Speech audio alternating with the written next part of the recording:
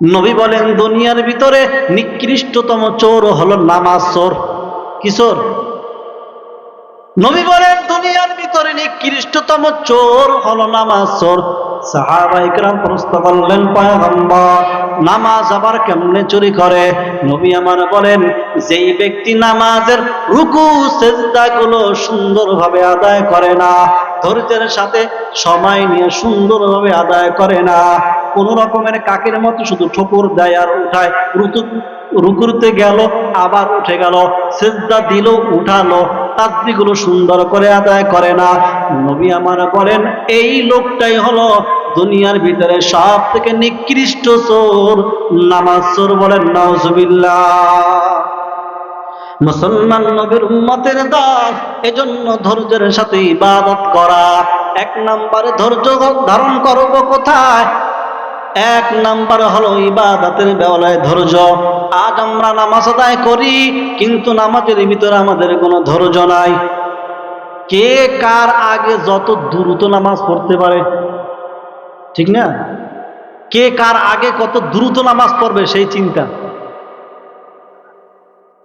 অথচ আমার আল্লাহ বলছেন সূরাতুল বাকারায়, ইয়া আইয়ুহাল্লাযীনা আমানুস্তাঈনু বিস-সাবরি ওয়াস-সালাহ ইন্নাল্লাহা মা'আস-সাবিরিন।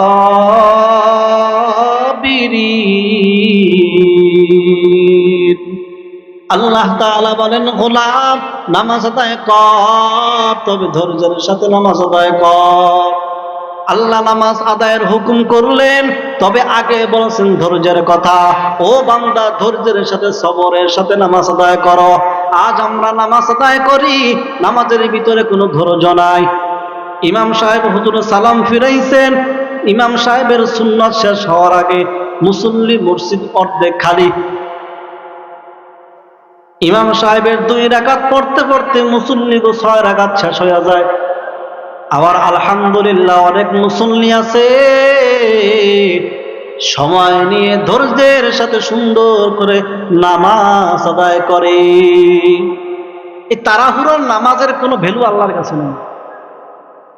নামাজ পড়ব তো ধৈর্যের সাথে সবরের সাথে নামাজ আদায় করতে হবে। কাকের মতো ঠোকর দিলাম আর উঠালাম, এই নামাজের কোনো দাম আল্লাহর কাছে নাই। তাহলে আমরা কি নামাজ চোর হব না সুন্দর করে আদায় করব? আজ আমাদের ইবাদতের ভিতরে কোনো ধৈর্য নাই, সব ইবাদতের ভিতরে শুধু তাড়াহুড়া করি, এমনিতেই তো ইবাদত করতে চাই না, এরপরে যা টুকটাক করি তাও ধৈর্য নিয়ে করি না। আমার রব বলেন, গোলাম ইবাদতের বেলায় ধৈর্যের সাথে তোমরা নামাজ আদায় করো।